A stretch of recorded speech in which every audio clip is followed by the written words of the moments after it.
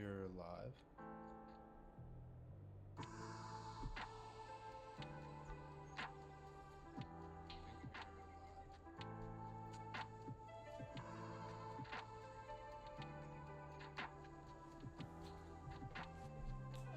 I don't know if my voice is audible.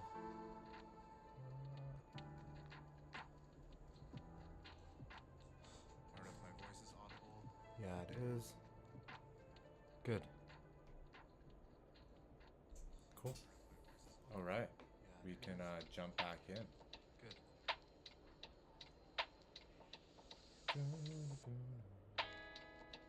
Let's get our chat open.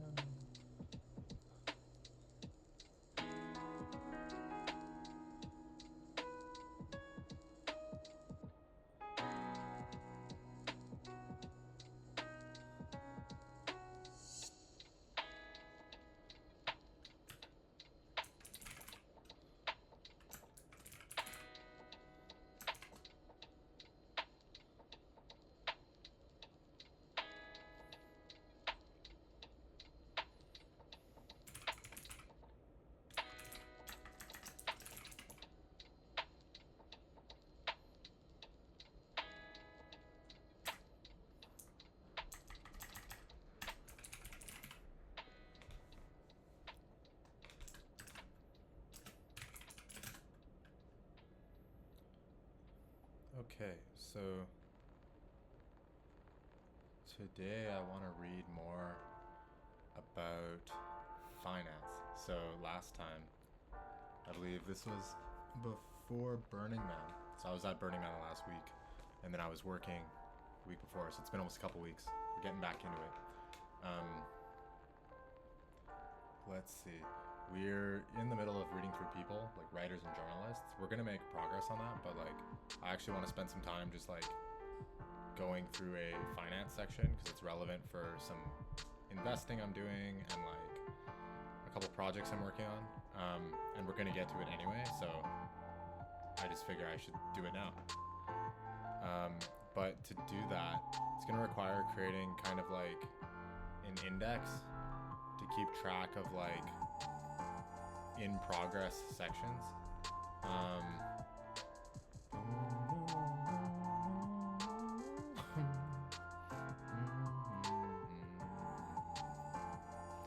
So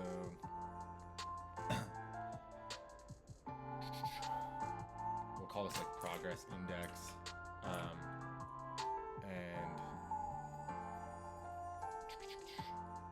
how we're gonna do this is like we have a taxonomy here, all these categories of sections, and I want to keep checkpoints of like which ones I've read through already and which I haven't.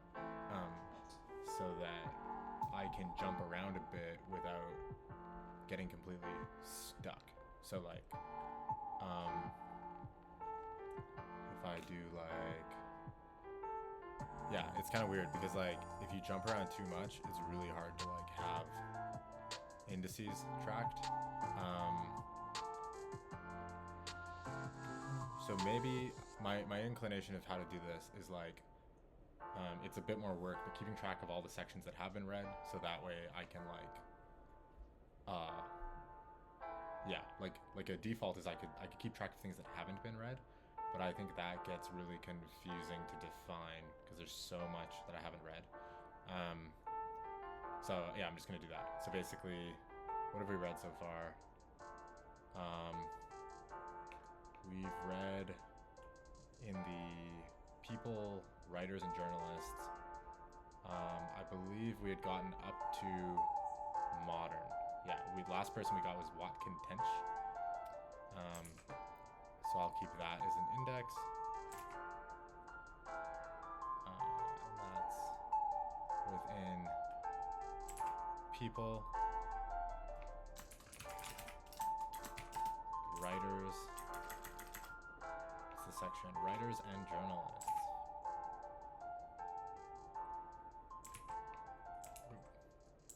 Does that work? Writers and journalists.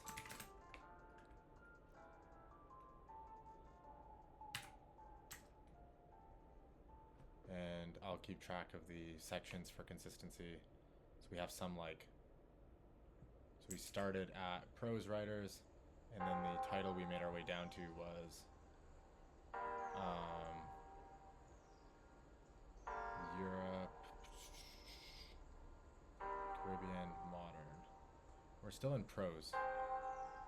Yeah, because the modern section here is going to have 833 articles, and then we read like 100 and something up here.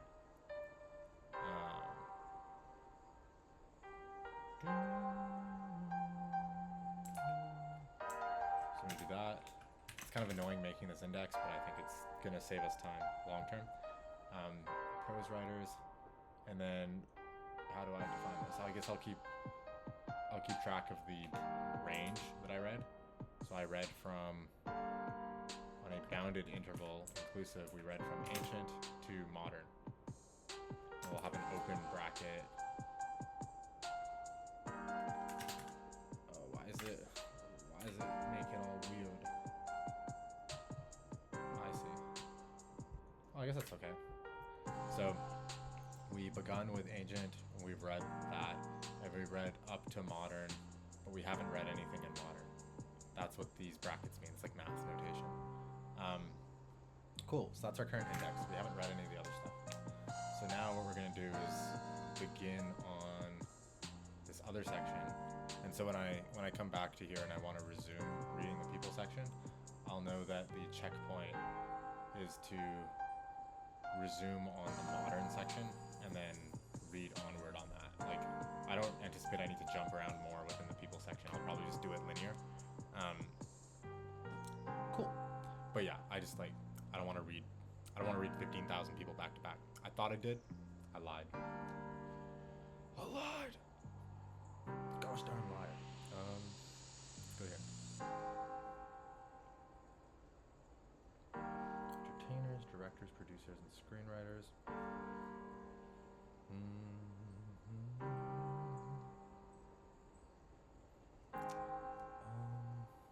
Let's find this.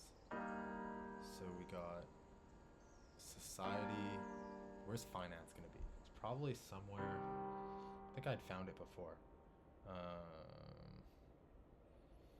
Politics and economics. I'm gonna take a wild guess and assume it's in there. Yeah, banking and financing. Cool. Here we go. So like, let's see what sections in here we want. We're gonna read money, currency, banking, accounting, business.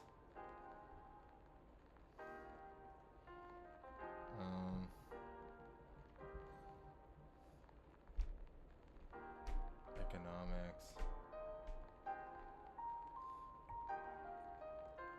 Oh, we have companies, financial. Which sections from here do I want to read first? There's law. I don't need to read law yet. Law is a pretty big one. Crime, legal organizations. Okay, government agencies. That's cool. Government, political theory. I'm excited about this. Yeah, mercantilism. You know, these are all sick. War and military, excited by that. Okay, so I think the section I'm gonna start with is going to be money, banking, and financing. Yeah.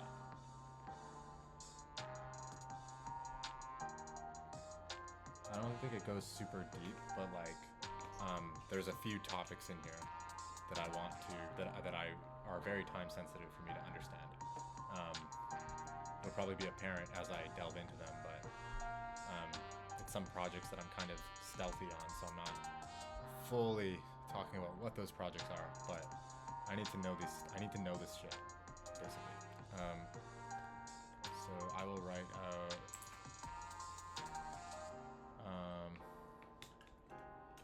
what section are we in? Society and sciences. Society and social sciences, politics and economics. This section, and then we're gonna read money, banking and financing. Money.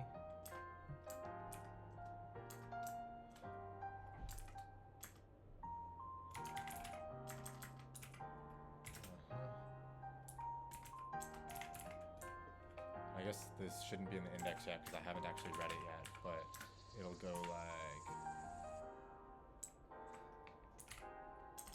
next up. I have like a separate area I've kept track of like stuff that I'm interested in reading, so it's kind of like less relevant. Yeah, I don't want to like bog it down too much. So what I'll do is make a people. I'm gonna make a folder for society and what was this called? Society and social science. No, it doesn't. Okay, there.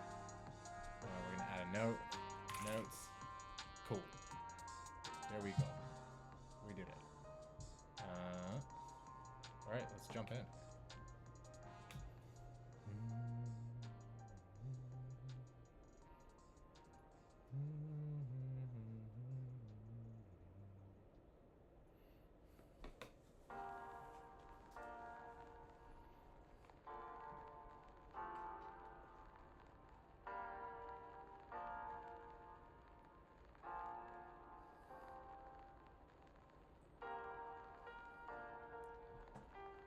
Cool. So I've already read level 3 money. That's a good one. We'll jump into currency. So currency is a standardization of money in any form, in use or circulation as a medium of exchange. So it's a standardization of money. It's a medium of exchange. Banknotes and coins. More general definition, a system of money in common use within a specific environment over time.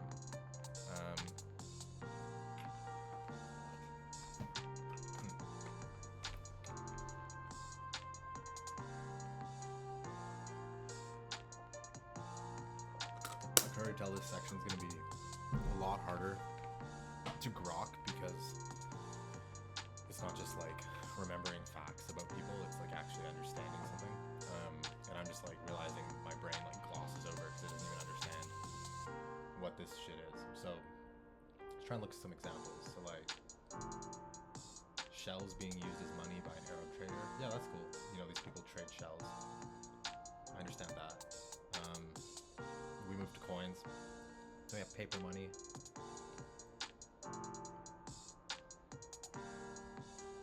Jiaozi is the earliest paper money.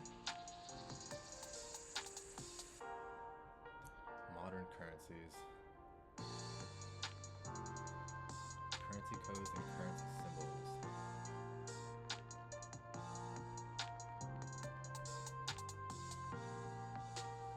Loyalty points. Oh, interesting. Centrally controlled government currencies, private, decentralized, trust-reduced networks. Oh yeah, so Bitcoin, yeah. Cryptocurrency. Are there any other weird types of currencies? Company scrip. Is scrip issued by a company to pay its employees? Oh, that's neat. It's like a form of currency only given by the company for its stores. That's like Bonusly. There's a company trying to do this. If I search them up. So Bonusly, wow, it's a really shitty landing page. Let's go to... They basically create like a currency to like, you pay employees in these points, and then the points are used in your company's store. So I guess like I understand examples of what currencies are. Like I could list it out. The theoretical definition is kind of weird. Like most traded currencies by value. It's also really interesting that currencies are traded. Like I don't feel like my brain fully understands this. Like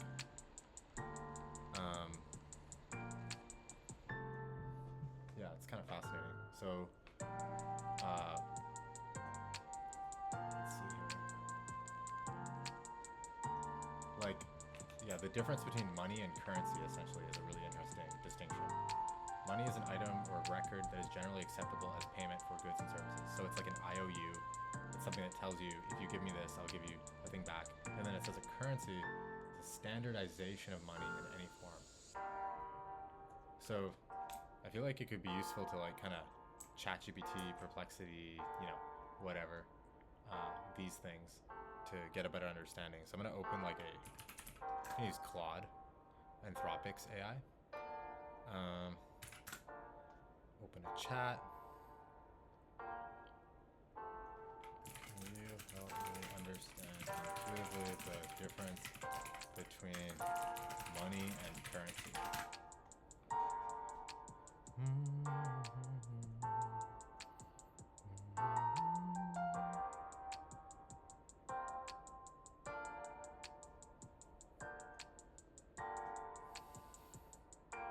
So money is a broader concept, cool.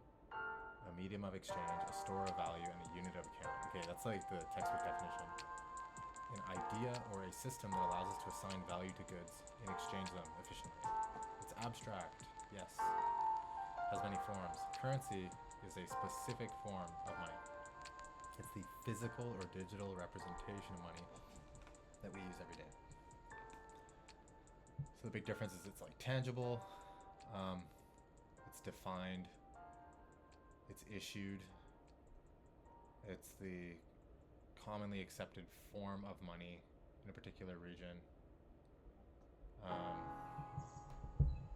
So here's a fun example. The concept of transportation. So money is like the broader idea of moving one place to another. Currency would be like a specific vehicle. Okay. All currencies are money, but not all money is currency. Money is the overarching system, while currency is a specific tool within that system. Wow, interesting. Okay.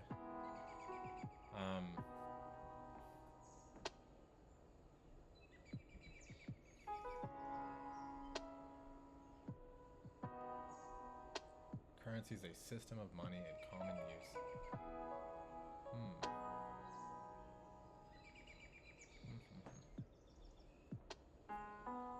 It's kind of interesting that currencies are like traded. Because the whole point of currency is to point at valuing underlying assets so that you can like buy and sell those assets. But then money itself gets traded. Like currencies themselves become a form of like assets, I guess. So that's just kind of interesting. And there's all these different local currencies. Like that makes sense. Countries have currencies. Then there's their internet currency, Bitcoin and whatever.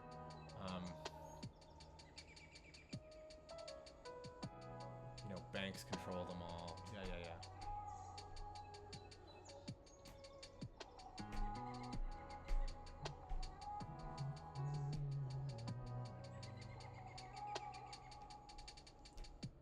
I guess the question is like, what would it take to make my own currency? I think it would just be you define exactly what the currency is, and then like what are the requirements to create my own currency?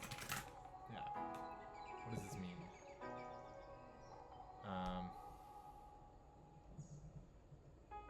Research local and national laws. Oh yeah, so there's laws, value proposition. Yeah, sure. What's the form, the measurement of the money, technology, secure platform for transactions, trust, economic considerations. Sure. So currency is basically defined within like the legal framework of society. So like government. So it's a concept that is like controlled largely by government, but it's not necessarily government. So currency was a form of receipt representing grain stored in temple granaries in Sumer in ancient Mesopotamia and ancient Egypt. That's kind of cool. Metals were used as symbols to represent value stored in the form of commodities.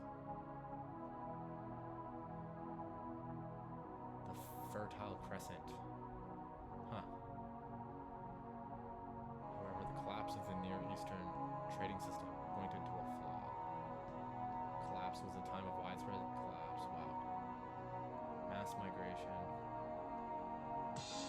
There's no place that was safe to store value. The value of the circulating medium could only be as sound as the forces that defended that store. Trade could only reach as far as the credibility of that military. By the late Bronze Age, a series of treaties had established safe passage for merchants around the eastern Mediterranean, spreading. Huh.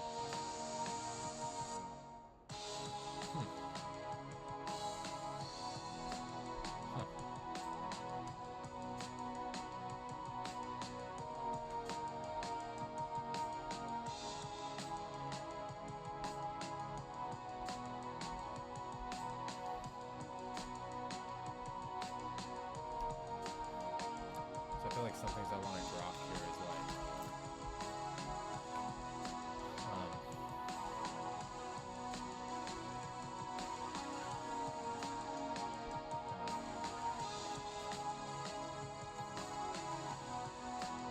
money as an error trade. So basically these people created stuff. We call that money.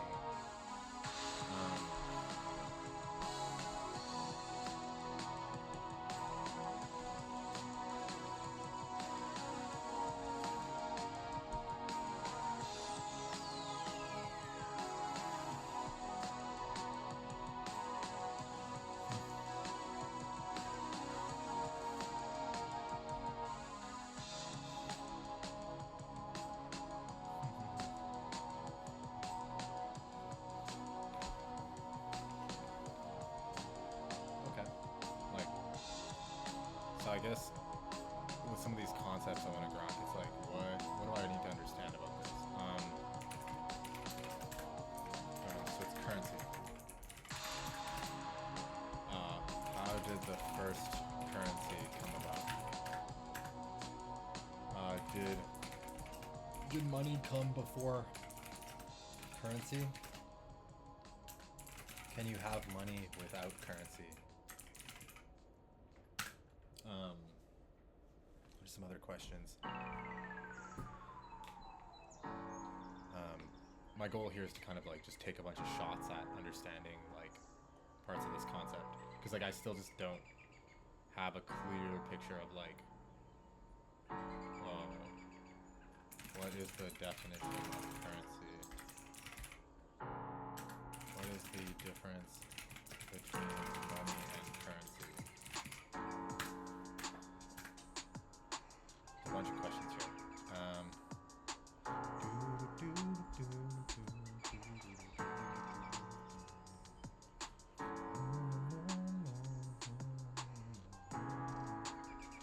I feel like this is like one of those things where it's like really good to understand what this is.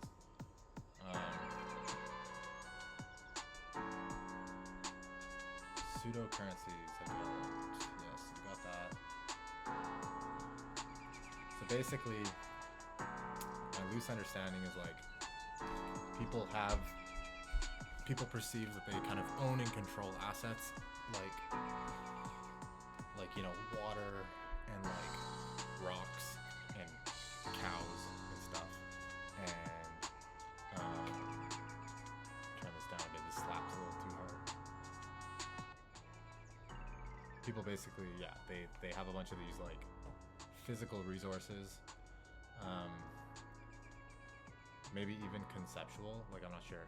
It could be conceptual, it could be physical, but it's something that people can like kind of label, and they agree that this is an asset, like something that one may have in their possession. And then they say, okay, well, how do I value that thing? Well, I can trade you something for that, so we can barter. And then the whole point is like bartering is kind of inefficient, because if you put 50 people in a room that all have different stuff, it's hard to match people to the things. Like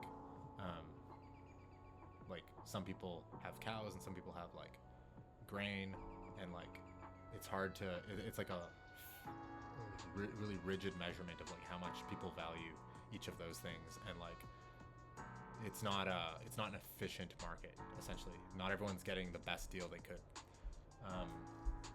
and so the way you kind of do that is you create a if I define it, so you start with like, how did currency come about? You have like bartering. Money makes it more efficient. Currency is a formalization of money within an exchange. That's kind of how I'm understanding this. It's like people all want stuff efficiently, so they say we need to have like some common form of pointing at the value of the thing. Like we need to be able to say that this is like, I would call it Ewok. You can say like this is 2 Ewoks and this is 5 Ewoks, or whatever your dollars. This is $5, this is $10. And now everyone can agree on it. And then if they want, say, a cow, now you start having an emergent value of like, well, how much is a cow worth?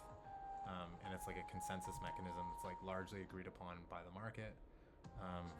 And the more people, I guess, that participate in that discussion, the better you can define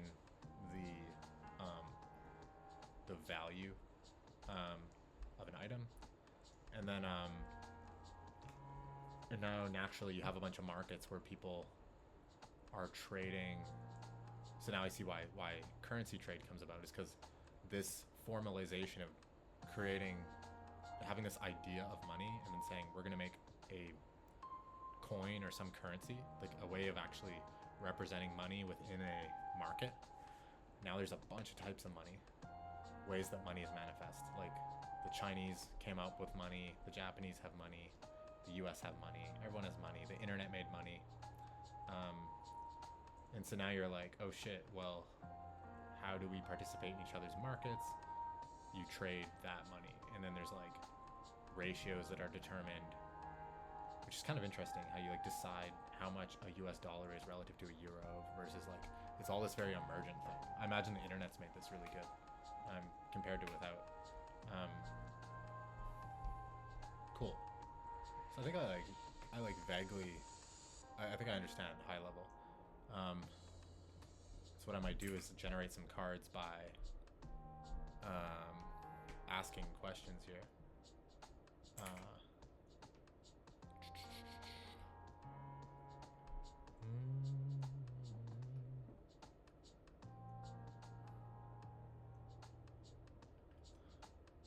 Curious to see how good Claude is this. Can you describe where and when and how the first currency developed?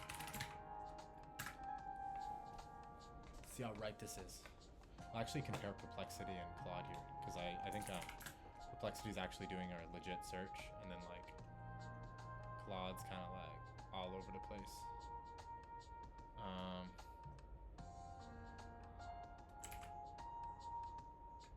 It's pretty sick to have these.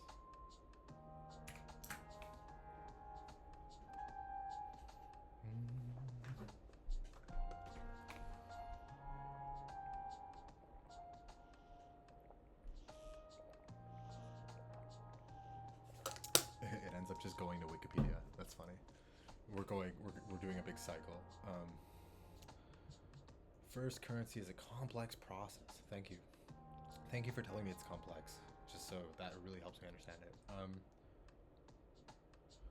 Yeah, okay, so I was right about that. We barter. It's around 6,000 BC, Mesopotamian tribes made bartering. They trade stuff. And then shells started being used as currency. I think that's what it says here. Yeah. Cowrie shells. Damn, these guys were onto something, man. Like, these guys would have made Bitcoin if they were alive. Close bonusly. That's kind of cool, though. Other early forms. Teeth. Okay, so people started making things. The transition to a more standardized currency began in several ancient civilizations. Mesopotamia. These guys were, like, cracked. They did a lot of really cool stuff way before others did. Clay tablets with agricultural symbols were used to represent debts. Symbolic value. Okay, interesting. So there's even just representing debts. So interesting is that even clay tablets with like agricultural symbols and stuff were able to represent value, like debts and how much is owed. Small bronze knives and spades were used as a form of money. Yeah. So basically currencies implement proof of value, like, or store of value, whatever money is. Like, there's like these three things. We can check it again right here.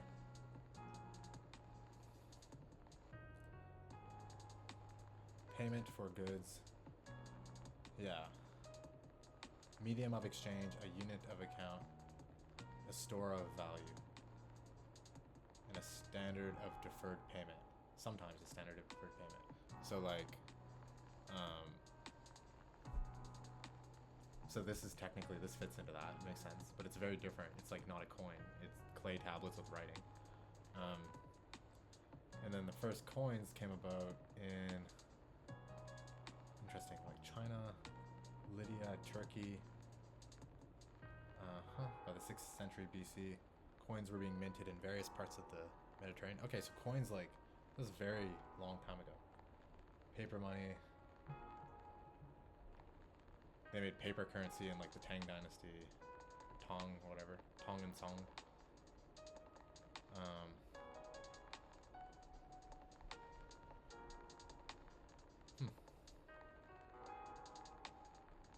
And what does Claude say?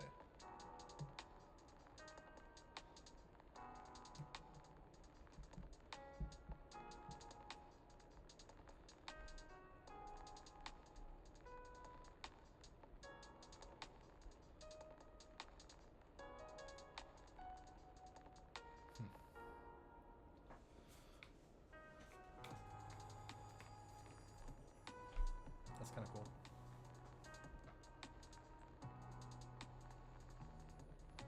Around 6,000 BC.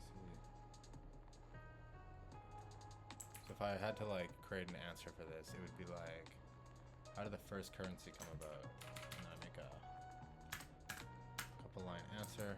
Actually, I'll make this like a multi-line card. I think this is right. So 1 question mark. Oh, I need to like paste this elsewhere.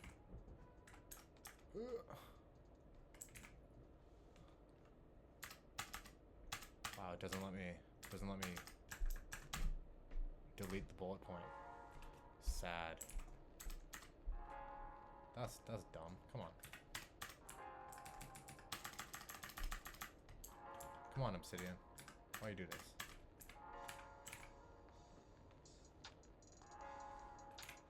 How did the first currency come about?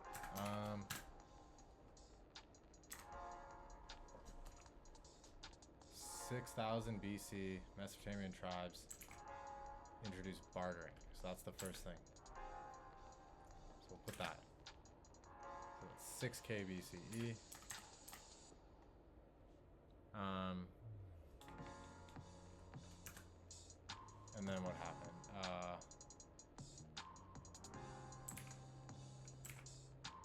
Then we have these shells.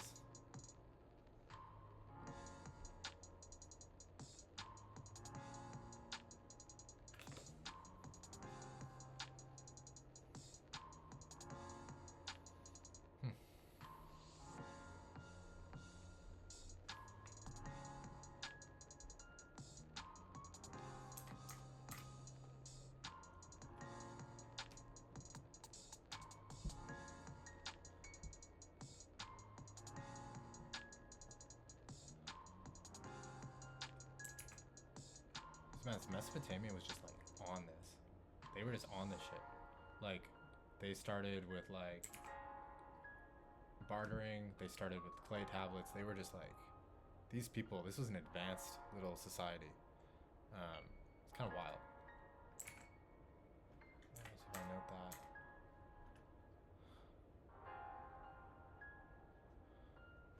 I can note some of the timelines. Zhou dynasty. Zhao.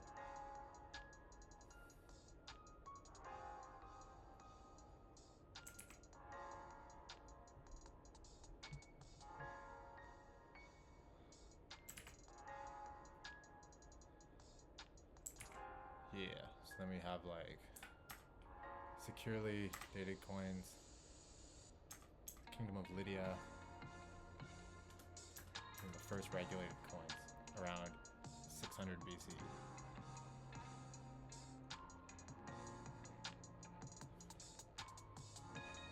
So I think there's like some different cards I want to make here. So it's not just like what are the dates. I think it's more like why did currency originate?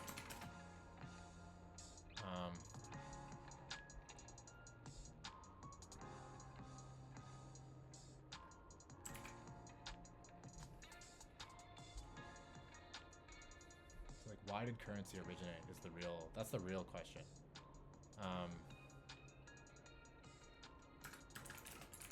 The money allowed for a more efficient exchange, trade, and exchange. I would say trade. Than bartering. Currency is a formalization of the concept of money using a standard coin or tablet or seashell, etc. I think that's like the TLDR, a simple answer. Now the question is like, when did bartering originate? Cool. When did currency originate?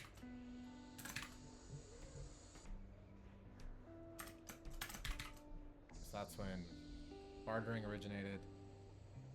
And then when did currency originate? When and where? Where did bartering originate? When did and where did currency originate?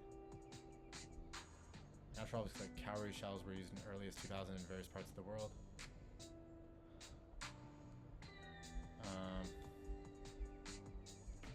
So this is the real answer, I think, is like Mesopotamia. Clay tablets with agricultural symbols were used to represent deaths, marking an early use of symbolic value. And then we had like spades were used.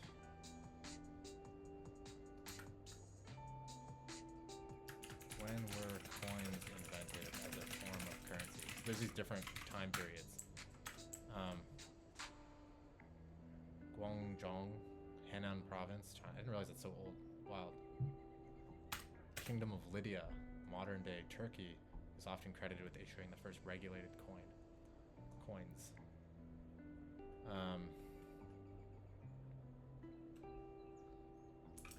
It eventually turned into coins. And then paper money, and then digital tokens, crypto.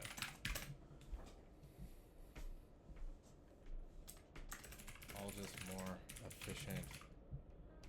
lighter weight ways of representing money for more and more people. Yeah, this makes sense. Like, we started with coins. Coins are heavy as shit. Then you're like, okay, we're gonna use paper because you can have larger numbers, and it's not stone tablets. And then you're saying crypto because it's the internet. You know, this makes crypto really obvious to me. Like, of course, crypto is gonna be a big thing because it feels like the natural evolution of this concept that pretty much every society is gravitated towards. Kind of cool.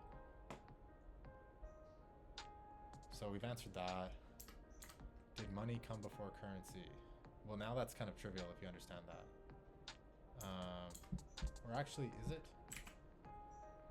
I would assume it had to. Like, you can't have currency without the concept of money.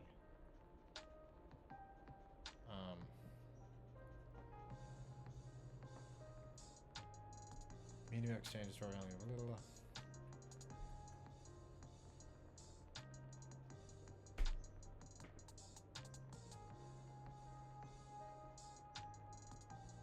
Yeah, standardized forms.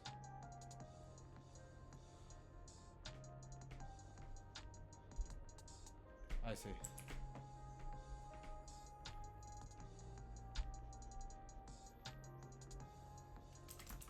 Yes.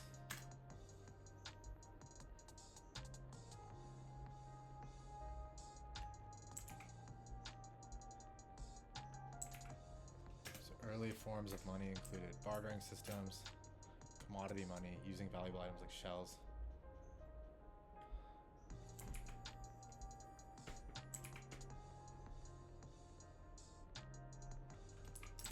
So as shit got more complicated, basically we moved to having standardized forms of money. Okay.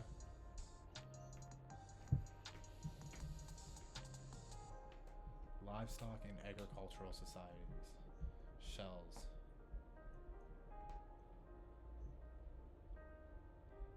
Yeah, and I guess the other thing is, and formed governments. The need for standardized forms of currency arose.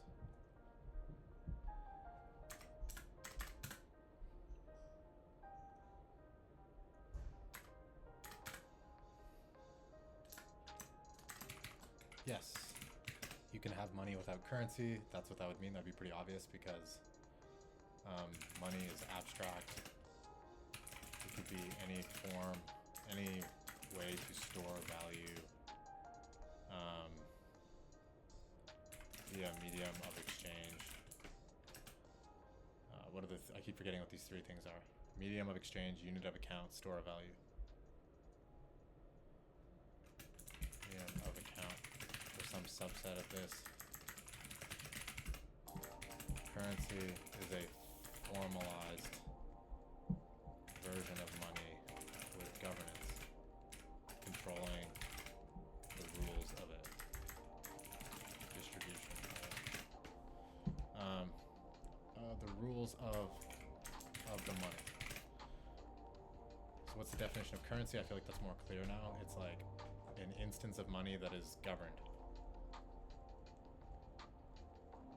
A standardization of money, a system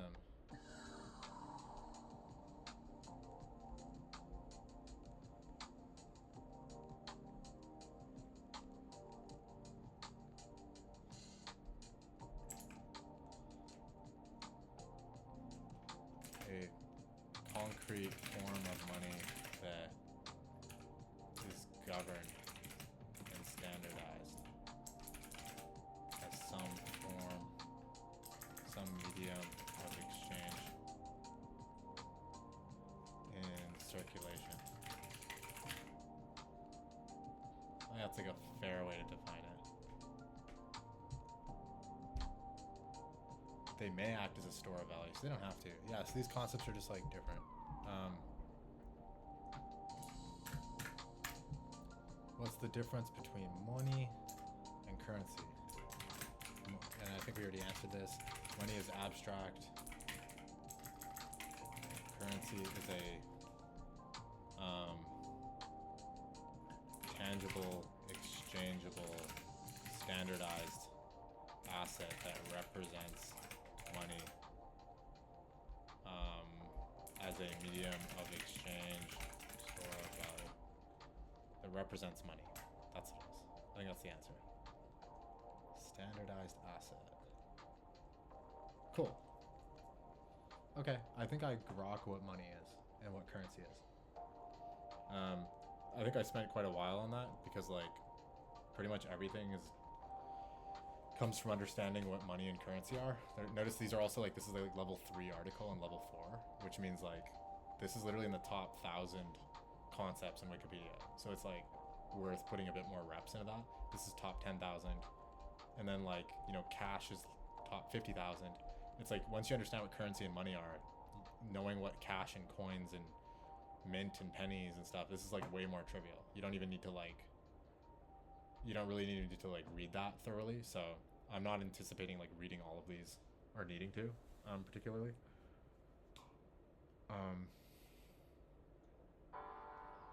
But yeah, so we can move on to the next one. Oh, paper money, sure.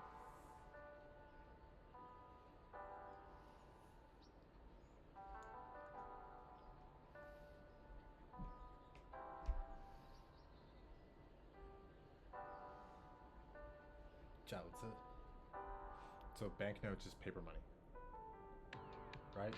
See, now that we know what money is and currency, I feel like this is pretty trivial. I guess the question is like, are banknotes a currency? I think so, yeah. Like if it's a standardized note. So I can imagine there's so many forms of currency. There's probably like tens of thousands. Because every bank, any person could just issue currency and then just be like, this my shit.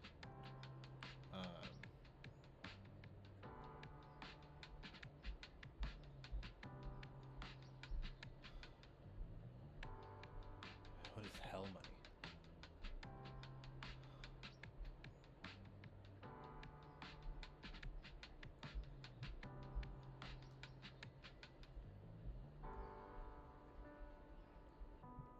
Whoa. Contaminated currency.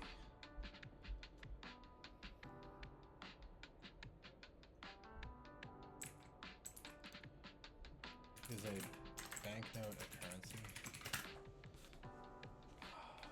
Yeah. See, okay, cool. Yeah, so that feels fairly obvious. Banknote is a form of currency, so I get it. Specific monetary value. So is banknote just another word for paper money? I feel like I know what this is. Slightly different.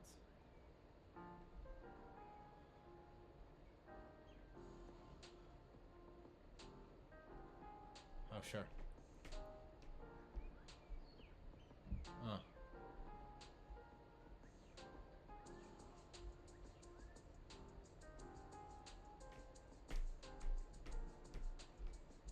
Oh, that's interesting.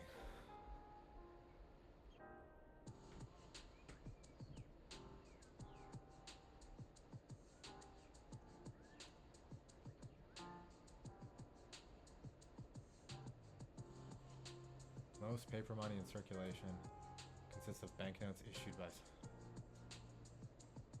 Yeah. Huh, so they are slightly different. Interesting. Often used interchangeable. Huh.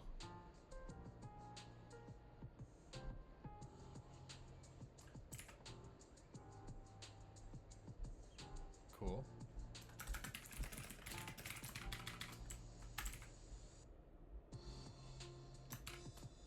These were literally promised to pay the bearer a sum in gold.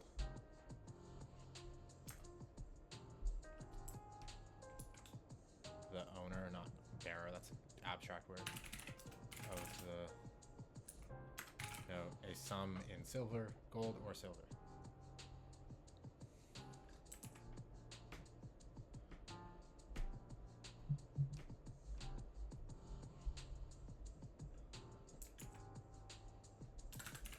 The difference between paper money and banknotes. So, interesting. So basically, paper money is a broader term that can include banknotes, but also other forms of paper currency.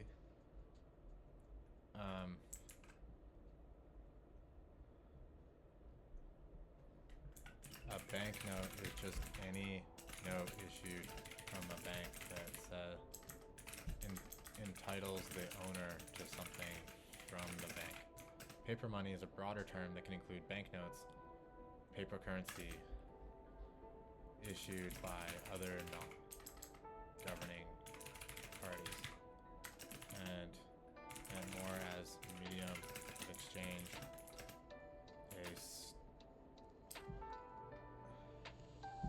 First an IOU.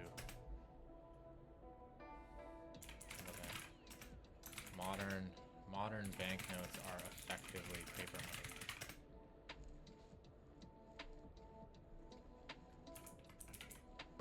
Cool. That's cool. So basically, it's a hierarchy. Banknotes. Okay, so that's the easiest answer. Banknotes are paper money, but paper money is not always a banknote. Cool. That's nice. Alright, I feel like I understand what banknotes are. Any cool history? We got some shredded money. People really like die for this shit. Okay, we got cash too. What's cash?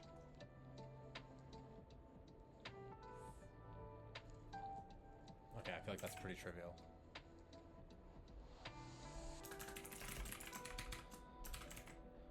Money in a physical form.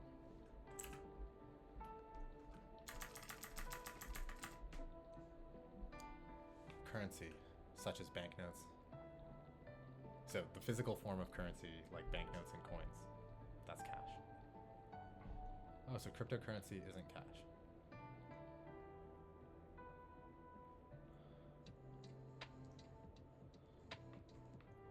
Is Bitcoin considered cash? I don't know if Bitcoin's cash. It's not cash. Cool. Yeah, that makes sense. I feel like I'm understanding this better. I love how I really love how Wikipedia is structured in this taxonomy, because like you literally start with the outer nodes, like money and currency, and then banknote and cash just became super trivial. Like I feel like if you don't know what money and currency is, how does cash make sense? Because you're like, cash is just money in the physical form of currency. Like you actually don't really get what cash truly is if you don't deeply understand what money and currency is and where it originated and like why it is what it is. Like why does it exist? Now I feel like when I look at cash, it's like trivial what cash is, why it exists. Like it's like I don't need to know the origin of cash, because it's just a form of currency and money. Or it's a form of currency that's physical, which is an instance of the concept of money. But you know, let's look at some photos, because there's probably some cool shit here.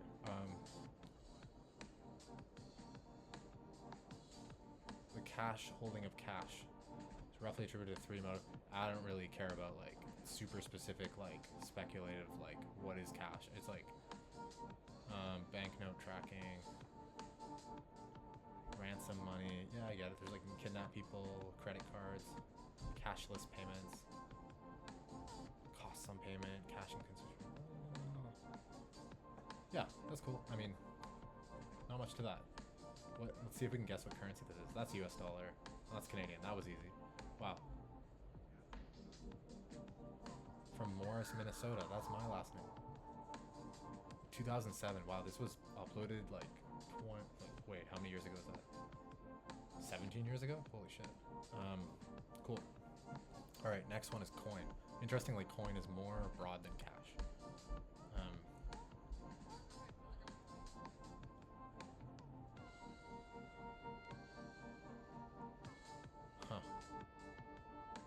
So I'm gonna guess, now that I understand what currency and money is, again, coin doesn't have to be a currency, right? You could have a bunch of coins that are like not actually a standardized medium of exchange. You just made these like little thingies, but they definitely are an instance of like money.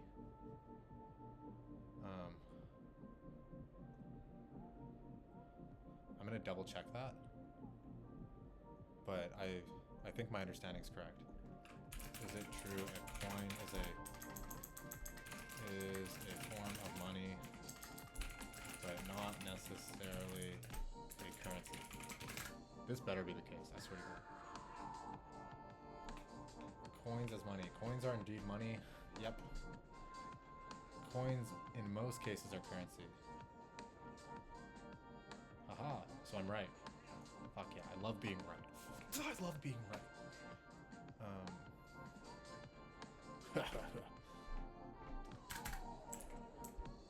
What is a coin? A small object, usually round and flat, medium of exchange. It is an instance of money, and in most cases, a form of currency, although it doesn't have to be currency. I'm gonna add a separate card for that. Are coins always a form of currency? Not always. You can have coins that are like, ha ha ha. I love knowing things. That's exciting. I feel like I can conquer the world because I understand the difference between currency and money.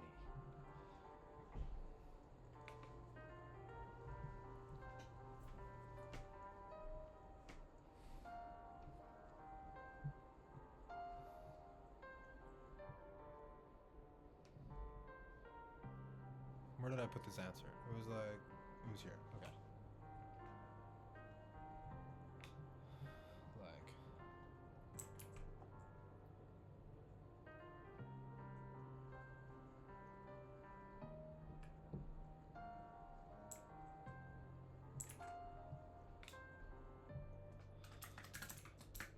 you can always have coins that are like commemorative coins, some special.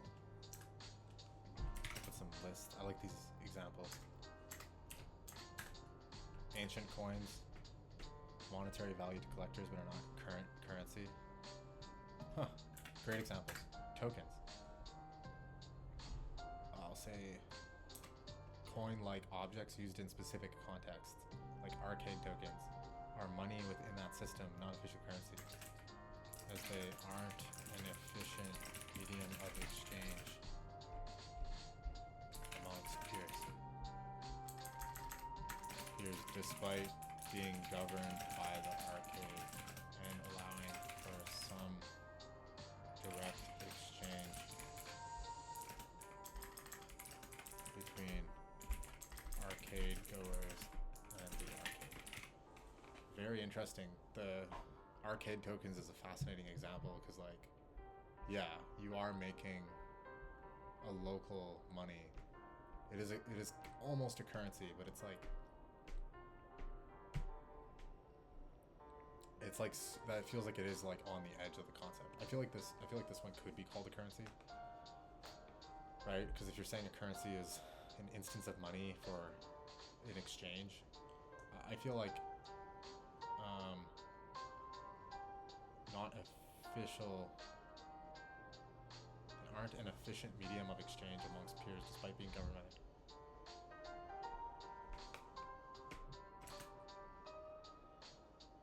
I'm gonna actually challenge this one, because this is how you just like learn things better, right? It's like, wouldn't arcade tokens be a currency because you exchange them for arcade games? Why aren't they a currency? Still, I don't fully agree.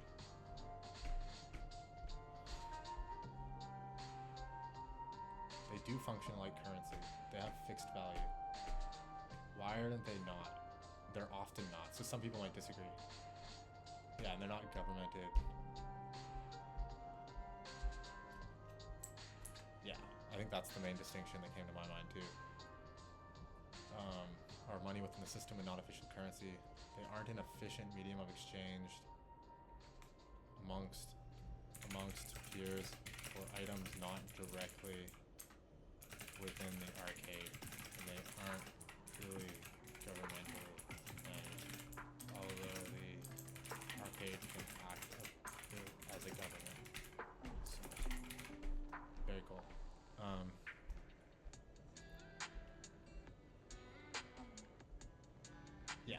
could be argued. I think that's the right answer. We're right on the edge of the concept. Some may argue when arcade tokens are a form of currency within a strict environment.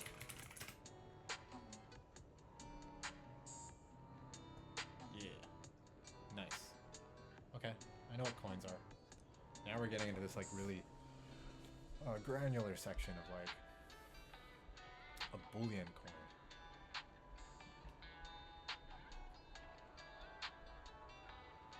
Huh. Oh, interesting. A bullion.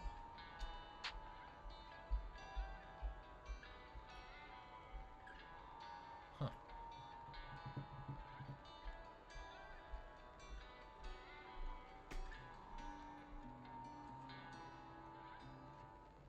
Huh. Oh, there's not many. Bullions. They talk about these in SpongeBob. This is like treasure. Treasure coins. Look at it. It's treasure.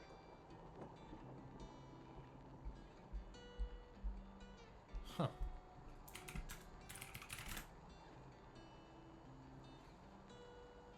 Yeah, it's literally treasure.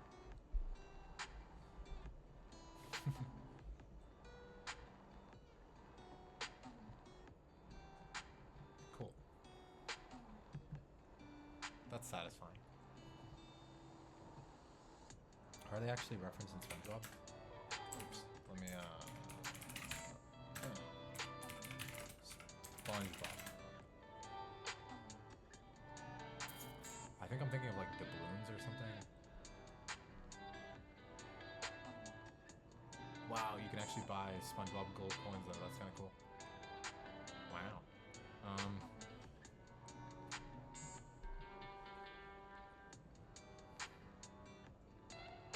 I'll like remember what this is. Can you find what a boolean is in simple terms? This is gonna confuse me so much as like boolean logic.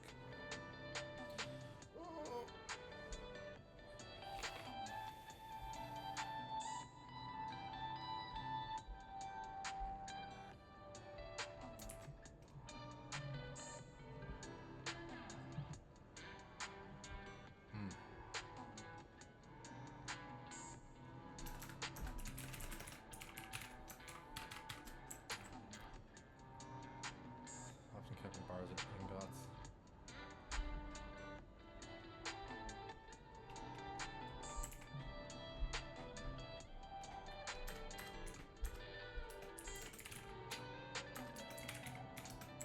It's a way to go to own precious metals and appear easily quantifiable. It is an ingot. And we're gonna have to learn some new language.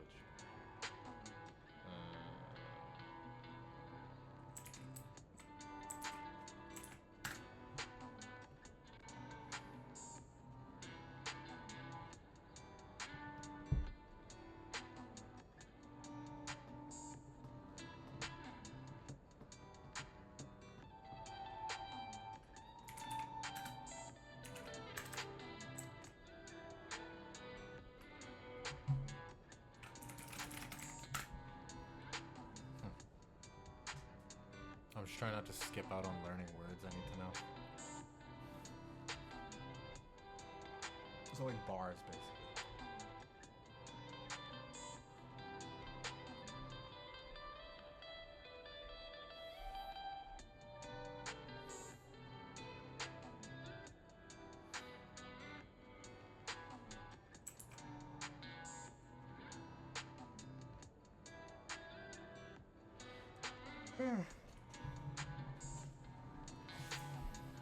Gold ingot.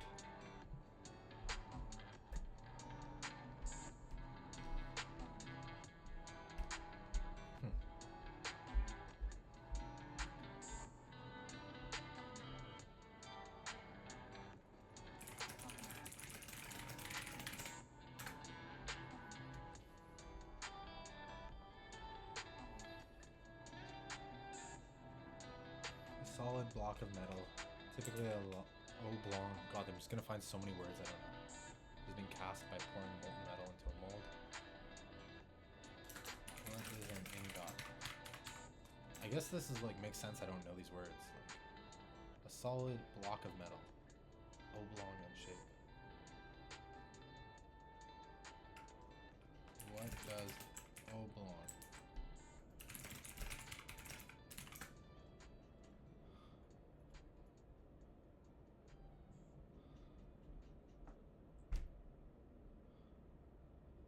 I don't think I need to know oblong.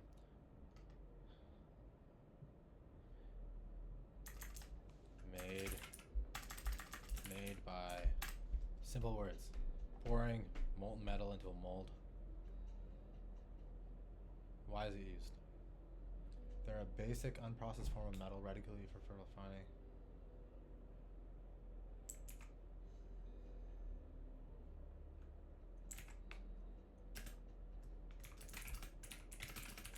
Used interchangeably with bar. Ingot. Okay, cool. In a bullion. How do I pronounce bullion? Bullion. So it's not bullion. It's good to know how to pronounce things right. Pronounced bullion. Sick. I like this though. Money. Is that silver? Looks like gold.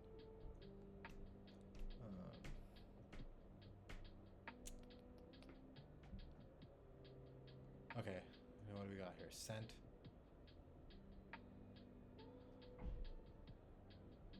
Yeah, 1/100th of the basic unit. I get that. I don't need to remember that.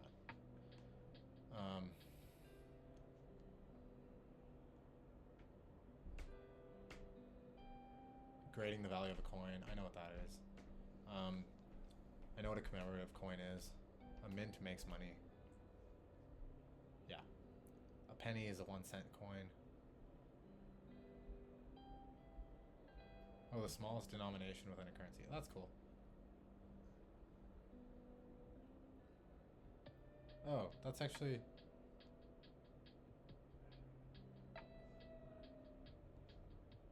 Yeah, this doesn't really make sense though, because like we got rid of the currency. Like we don't even use pennies in Canada, so it's kind of like... It feels weird because this like doesn't last.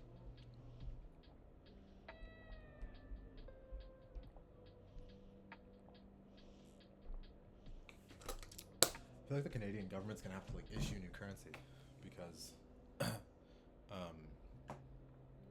we already deprecated the penny. I wonder, okay, is Canada going to get rid of the nickel? We're gonna have to. Oh. Wait, what? I know Canada uses nickel.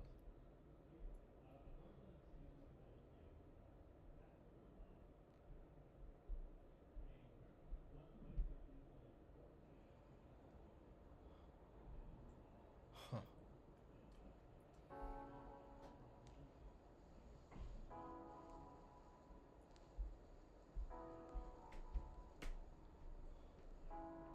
Oh no. They're gonna get rid of the nickel. Ah. It's a silver coin.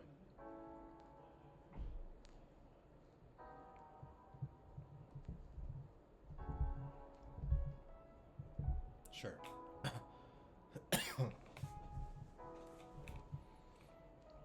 Now what is a token coin? Token coins are coin-like objects used instead of coins.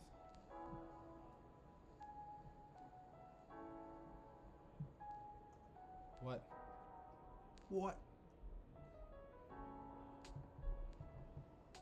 Trade tokens are coin-like objects used instead of coins. I don't see the difference.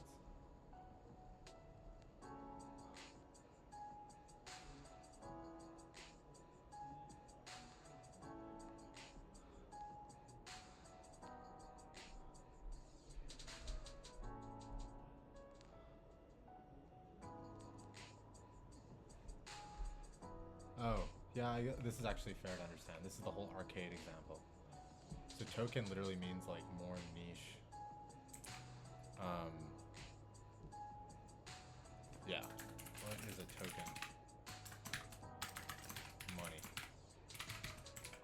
Illegal tender coin issued.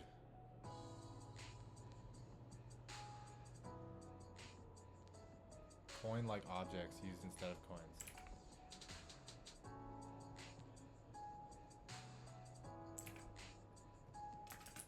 And with cheaper materials in a constrained environment. Where they wouldn't be a formal currency. Yeah. But can represent some value. Yeah, that makes sense. It's arcade, like. In an arcade. Tokens.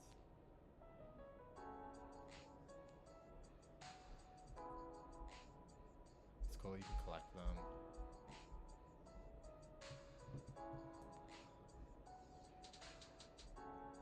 Yeah, that's neat. Almost a currency. Almost a currency. This is kind of just like words, but like it's useful to like grok. Like I'm not gonna over-index on the difference, like the history of tokens. Like I don't really care. But it's like cool to know that these concepts are different. So if I like talk with like money experts, I don't sound like dumb. If it's not apparent, I'm obviously gonna be talking with some money experts because of stuff I'm doing. And I want to make money. I want to be somebody who owns assets, has wealth. I think to do that, understanding the words used by the people who have the thing is a good way to get the thing. Life hack. Digital currency. There it is. Any currency that's on the internet or like not physical. It's like stored in a digital system. Yeah, I know what that is. You don't have to tell me. I'm kind of interested if there's like other stuff here that I'm not aware of. We should just memorize this whole thing. I'm just kidding. That's disgusting. No. I say disgusting, but I'm kind of interested now. God, this is so hard to read. Electronic central bank issued. Oh God, there's too many words. I don't need to know all those words.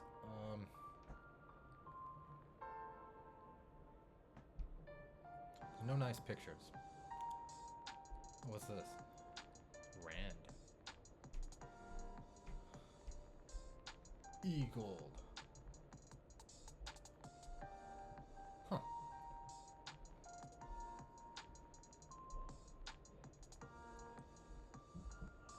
Oh, interesting. That's kind of cool. OmniPay. Wow. Huh. Very ahead of the time.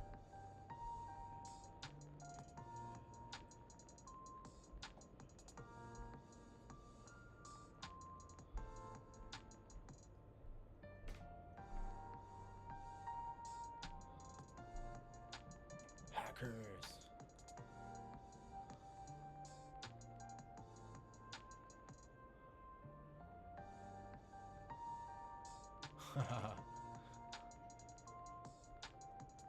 Wow. So we tried to make e-gold, and then it just got fucked because the government's like, no, this is for bad people. Only bad people use this. And then crypto got made, ironically, almost around the same time. And then the government can't stop crypto because it like isn't controlled by centralized institutions. That's funny. Get wrecked.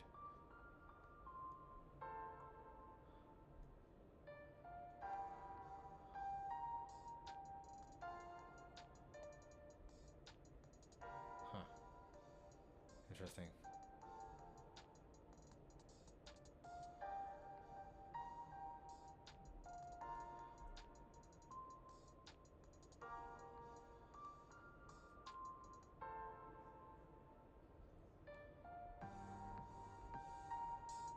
What the heck is this? Why have I never heard of this?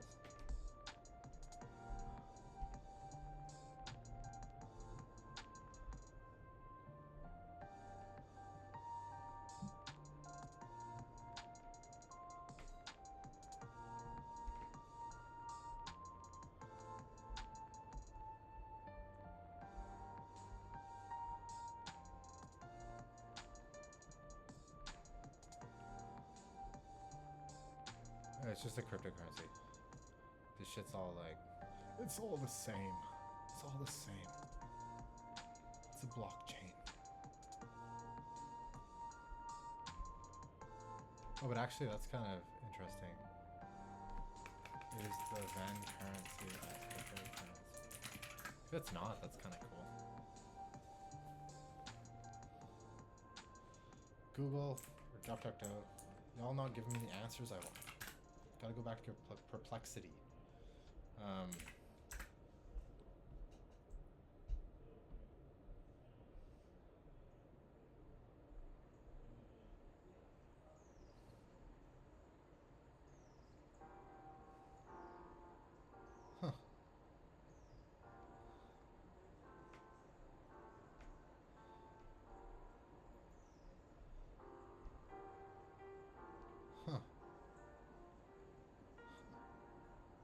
Huh. That's kind of cool. I feel like I actually want to know that. Are there forms of non-cryptocurrencies that are still digital? Backward. Yes, like Ven. That's kind of cool.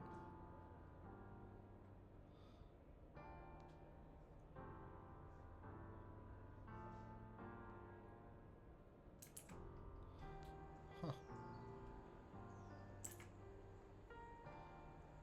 I feel like you can innovate a lot by just looking at the landscape of what exists. Like, for example, if there was like,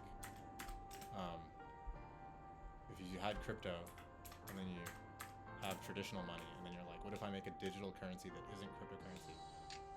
Like, that alone is new. It's like novel. I don't know if it's valuable. It might be stupid. But it's kind of cool that you can just like systematically look at the attributes or like the definition of any concept and then say like what's in between those two things that doesn't exist yet, and then you can just go make that. Maybe it's useful. Y'all know what Bitcoin is. We don't need to do this one. Or at least I do. I 80% of my assets are in Bitcoin right now, which is funny because I barely understand currencies, but I believe in Bitcoin. Exchange rate. Sure. I think we're making some progress. It's taken a while, but you know, it's alright. We're going through what matters. An exchange rate is the rate at which one currency will be exchanged for another currency. Couldn't get much simpler than that. Exchange rate. This is the rate. The rate at which one currency will be exchanged for another currency. See, I'm just like gonna keep saying how glad I am that I understand what a currency is now, because it just makes, oh man, I just fucking love taxonomies, bro. Like, that's what makes this so fun. You like know a thing, and then it makes knowing another thing easy.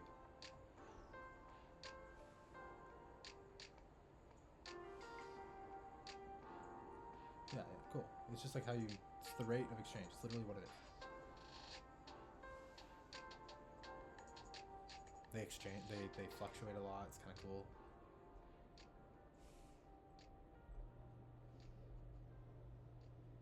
Manipulation.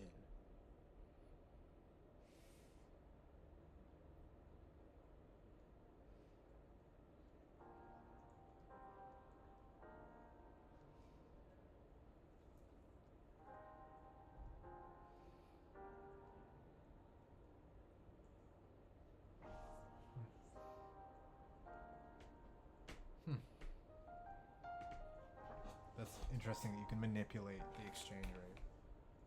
Or you just like artificially block. Oh, no. The practice known as modern mercantilism. Oh, so that's basically, what is that? Mercantilism. I remember this. We read about this.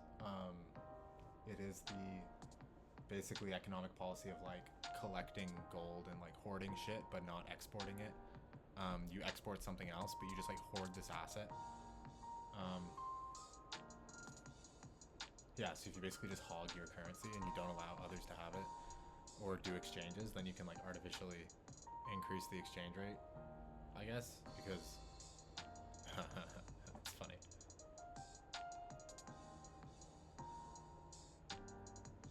Yeah, I mean, that makes total sense. You want, yeah, this feels trivial.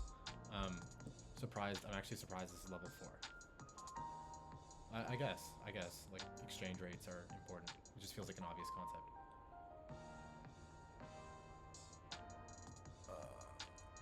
A currency ban. Wow, that is a short article. A range of value for the exchange rate for a...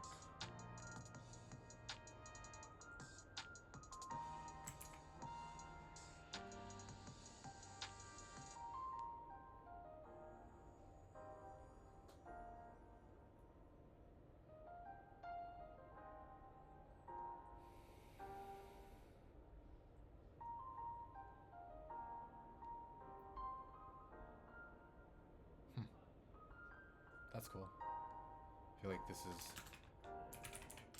What is a currency ban? I don't, like, need to know a lot about this. A range of values for the exchange rate for the country's currency.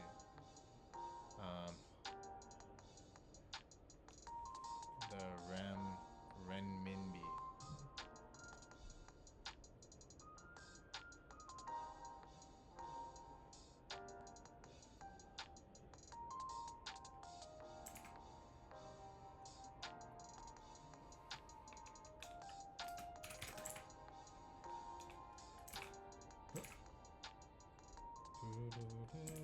For example, the exchange rate of the renminbi of the mainland.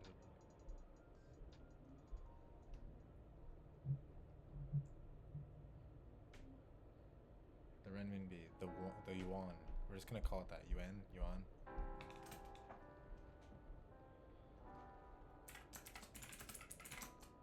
Of the mainland of the People's Republic of China has been based on this.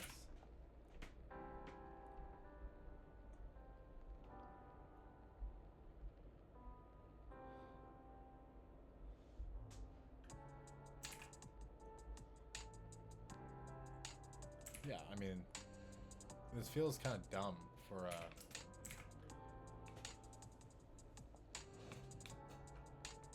the range.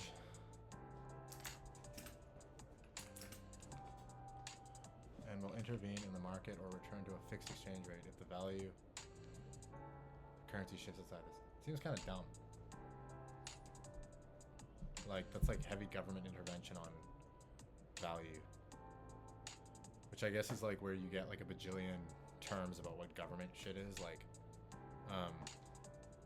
because there's like so many ways the government can decide on how to do things. It's probably why politics has so much jargon. Does the Canadian government use currency bans? I'll check this out. One sec, my partner's here. Just heads up, I'm streaming. Do you want to like slip that?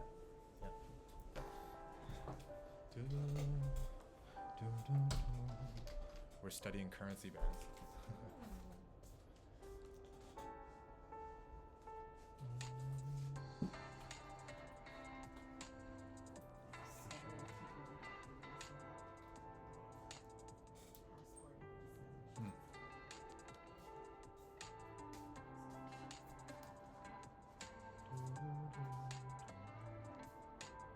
So Canada maintains a flexible exchange rate system known as a floating dollar. Yeah, this makes sense. So like,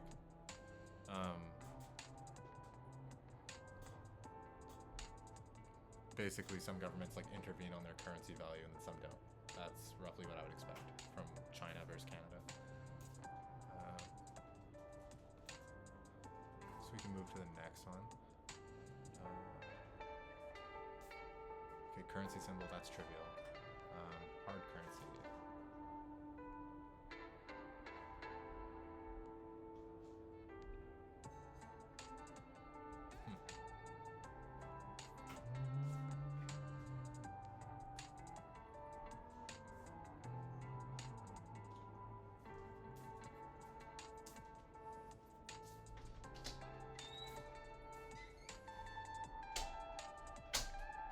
Globally traded currency, that serves as a reliable and stable store of value.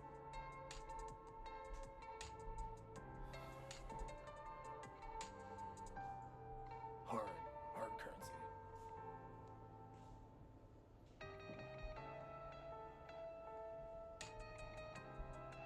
Cool.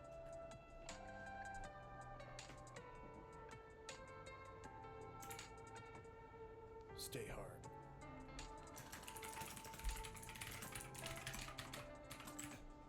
These are just like definitions. Now we're getting in like easier. Any globally traded currency that serves as a reliable and stable store of value. Hard. Easy. How about legal tender? Form of money that courts of law are required to recognize.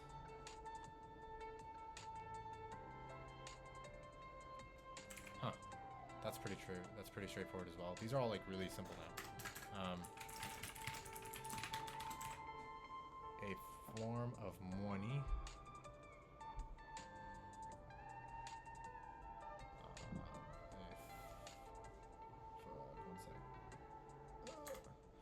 A form of money that courts of law are required to recognize as satisfactory payment for any monetary debt.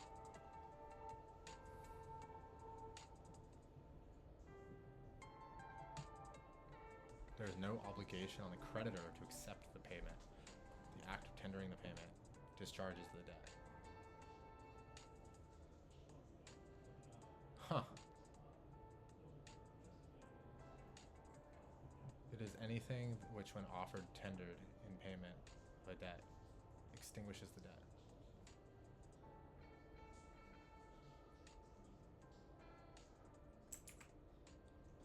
I think that's cool.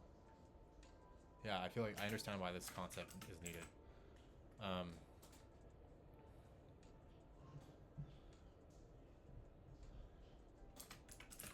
It's good enough. They tried.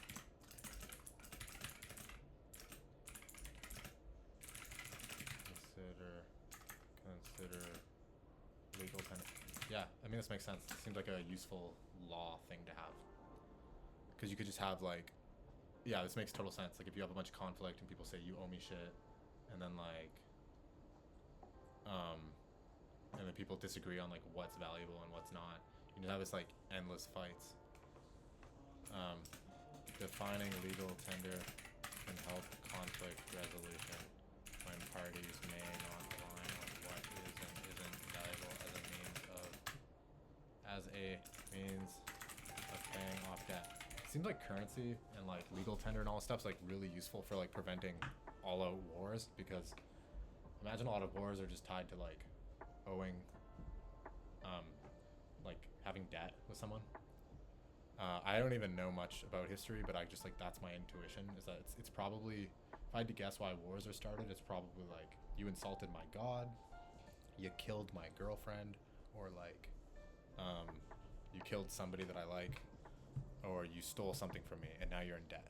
But like all of these are almost a form of debt that like you could probably pay off most of those, even like killing someone. You could probably pay enough to make it go away.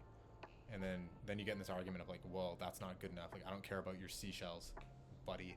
You killed my wife. Like, I want US dollars, and that's all I'm gonna take. Otherwise, I'm bombing you. I have no clue if that's true. We're gonna see. We're gonna hopefully know in the next like few months as we read all this, if that's even true. For now, I'm gonna be blissfully ignorant. Reserve currency. Okay. Part of their foreign exchange reserves.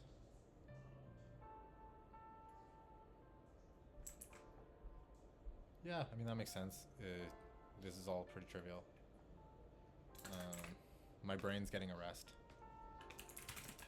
I'm glad we started with the hard one, like money and currency. A foreign currency that is held in significant quantities by central banks or other monetary authorities. Foreign exchange reserves. The reserve currency can be used in international transactions, international investments, and all aspects of the global economy. Wait, is this like their currency?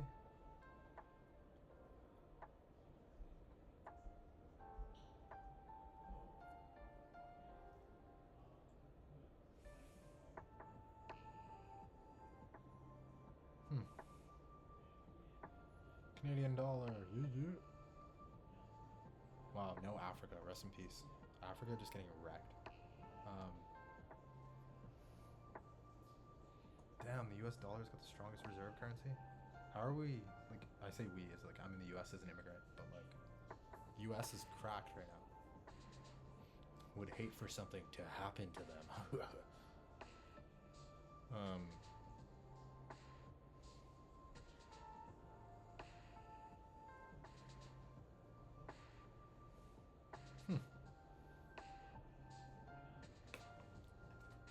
So, okay, so my understanding, reserved currency is a foreign currency that is held.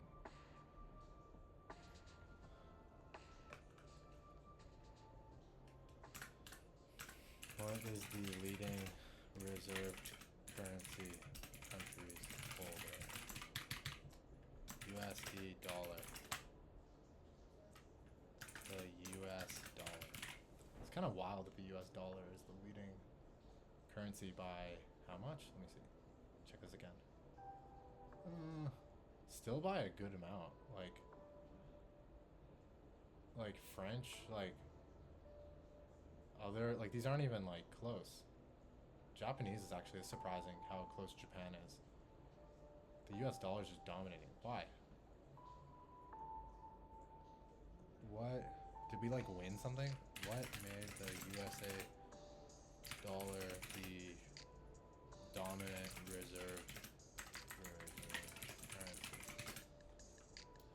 This makes sense. So it's probably not a good idea to like put all your bucks on this, but like, yeah, I'm banking that Bitcoin's gonna become the leading reserve currency eventually.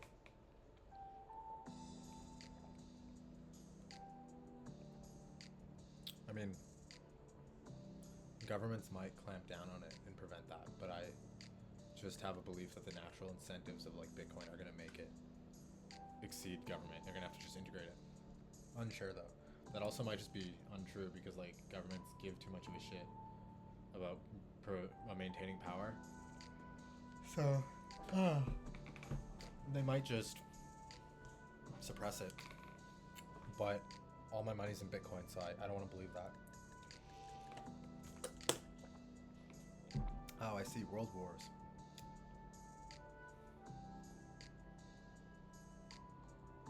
Oh, the Bretton Woods Agreement. Post-war international monetary system. Damn, World War II was crazy shit.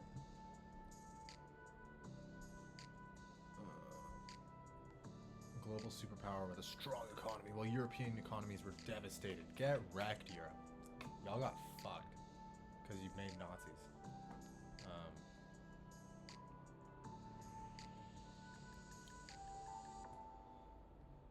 I mean, I'm functionally European by descent, but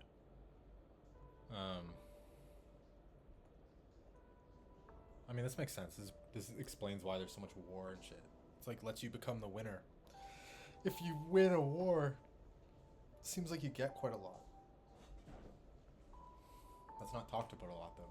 Most people are like, stop war, but it actually seems to make a lot of sense that if you win war, people owe you a lot. Or if you help people out that win the war. Yeah, now it's network effects. It's created a self-reinforcing cycle because everyone uses the dollar, so everyone uses the dollar. So it's hard to shift that. I think the way that would change is like the US gets nuked. Kind of spooky. US is kind of top of the pedestal right now. It's up high, and like I imagine there's a lot of enemies because of that. It's like China, US, or China, Russia could just team up. For example, it's kind of scary to me that China and Russia are next to each other, and the U.S. is way across the ocean. Like it's like if you're in a playground and there's two bullies. I don't want to imply China and Russia are bullies. The U.S. could be the bully, but you have like one big kid and you have two smaller kids, but they're like hanging out on the other side of the playground. I think there's a higher chance that they would team up on the big kid. Probably. Damn. That's kind of spooky, if you ask me. Well, thankfully we don't have to worry about that. We can think about Australian dollar now. This fine woman on the front. She's probably like the queen or something. I'm gonna take a guess. take a guess she's not just some random person. Um, yeah, so I don't think we even need to like, read a lot of these. It's like we know what Bitcoin is.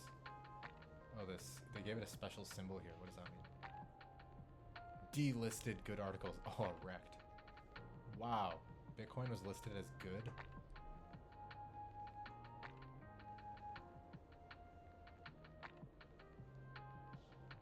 Oh.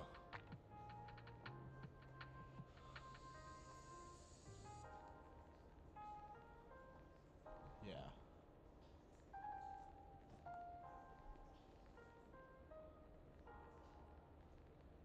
Bitcoin is sick. I kind of want to check this. Is Bitcoin becoming more used or less used in 2024? Or is it like, is this being exchanged more or less? I don't know. I feel like that's the best way to know if it's gonna win.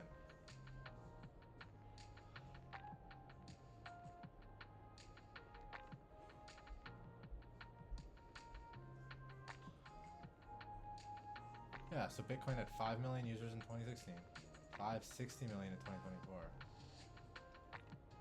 40% of American adults have crypto.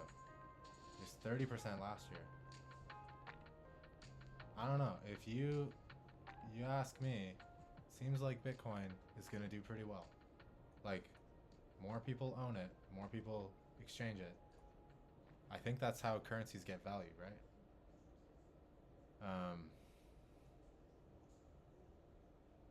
And Bitcoin is almost about 50%, so it's like the monopoly.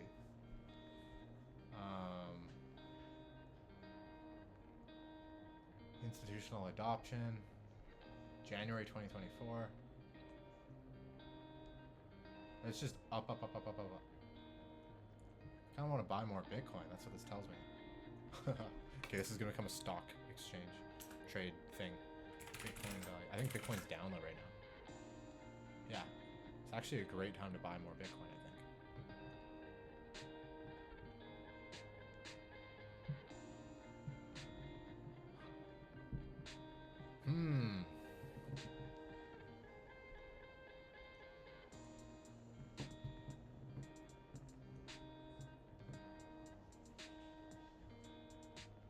I mean, Bitcoin's clearly up. 60.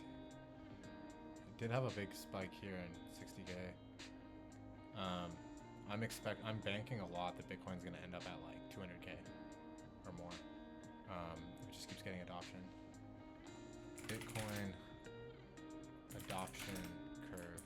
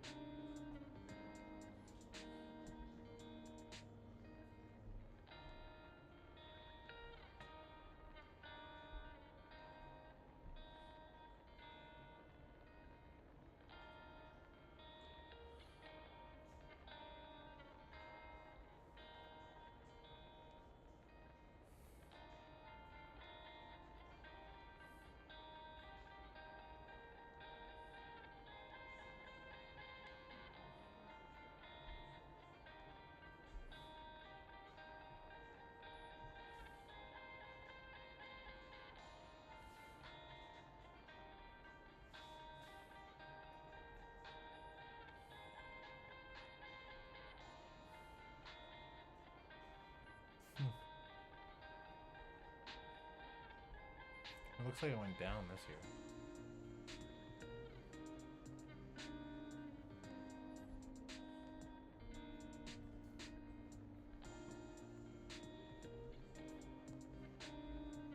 Doesn't look like it's actually going up that much.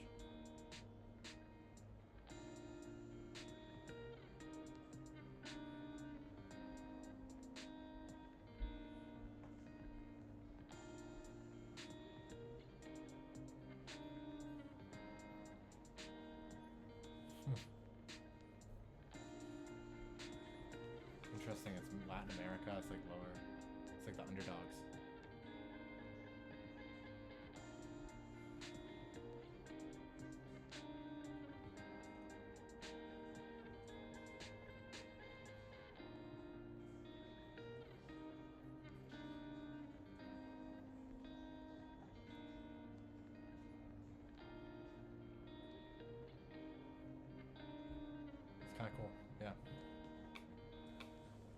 Okay, what else you got? Brazilian, Canadian.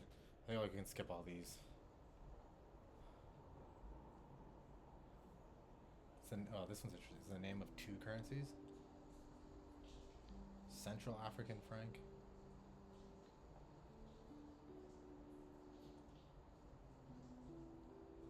Huh. Huh, huh, huh. Euro. Wow, Euro's level 4. Yen. Let's see what the yen looks like. Damn.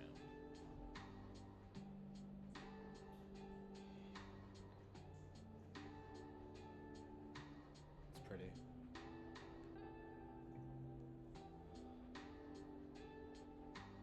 Wow, so Japanese. Makes sense. It's Japanese. Nigeria naira. Yeah. Imagine having your face in the dollar. It's pretty wild.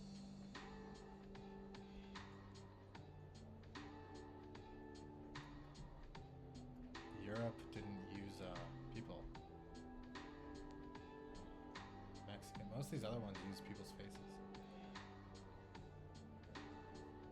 Pesos, yeah. Pound sterling, yeah. Renminbi.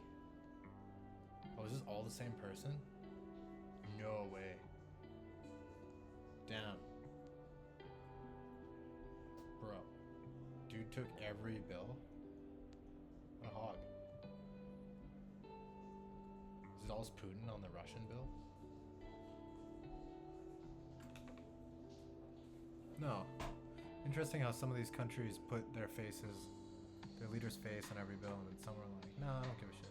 You can have like a picture of like a desk.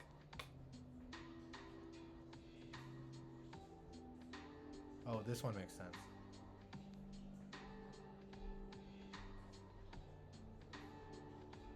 It's Gandhi, right?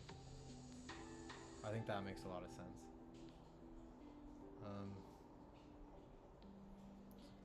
I'm just kind of enjoying looking at stuff. Wait, this guy looks European as fuck. Wait, I recognize this guy. Can't remember his name. He's famous as hell.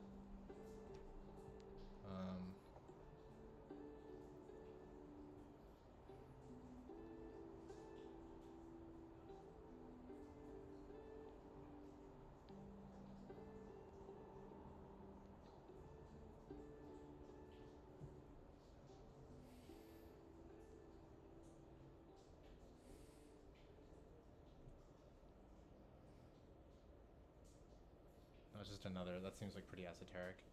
Swiss franc. It's all hands. Interesting.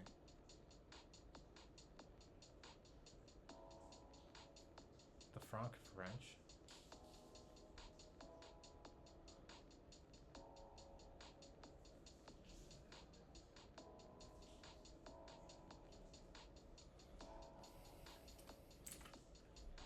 Who created the franc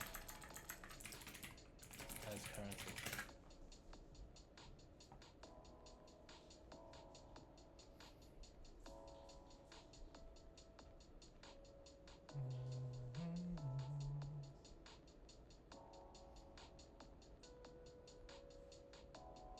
Yeah, France.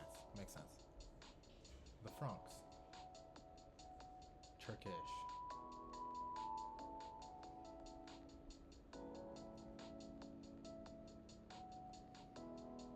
Yeah, unsurprising it's all one guy's face. That sounds like what Turkey would do. What do the US do? This makes total sense too. Of course.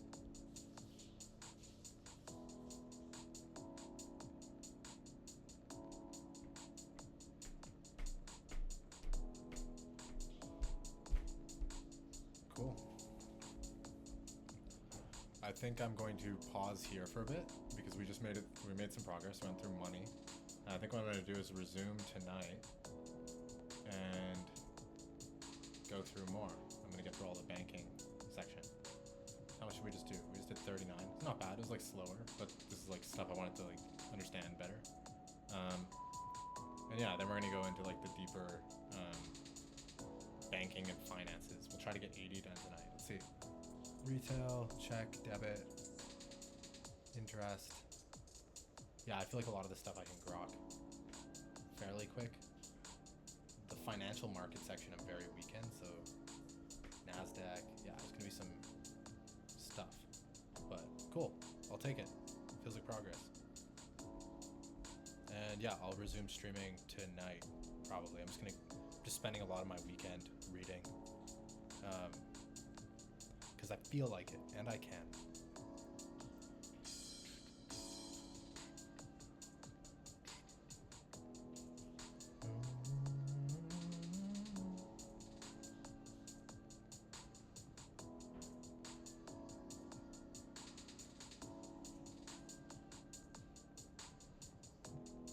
Oh, I realized someone was in the chat asking questions. I didn't even read the chat. Oops.